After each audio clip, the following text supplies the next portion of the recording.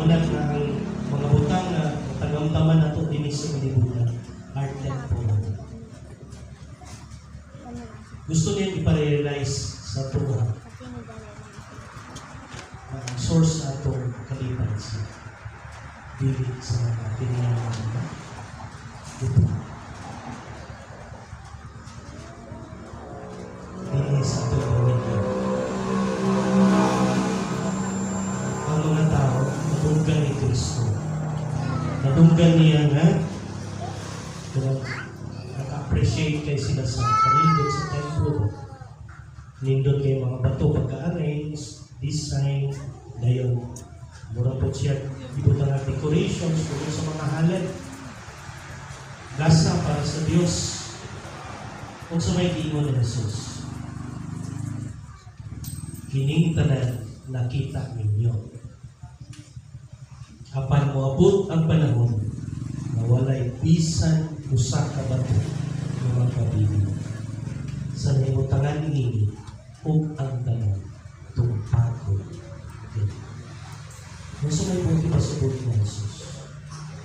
The temple is also the sign of materialism. Pero maabot ang panahon na mawala ang mga material ng mga bato. Kay maghari ang Diyos.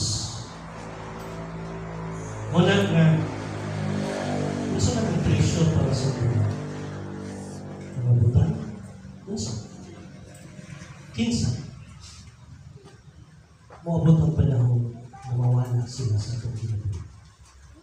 Mga butang, mga tao, mawala sila sa itong kinabuhi. O realize na ito na ang Diyos na ilay ang tinugtog sa tinugod na kalipan. Muna nga, hindi ko ganihan ang pinakapobre ng tao, hindi ito may kata. Ang pinakapobre ng tao, katong may Diyos. Kaya kung hapon mo sa Ginoo ang tanan gikan siya, kung saan mo magiging siya? Nawapan si Diyos. Muna nga, inani ang tunada sa Ebanghelyo, sumala sa Ebanghelyo niya sa Lucas, karungan lang. Now, ito pa naman. Ang templo, simbolo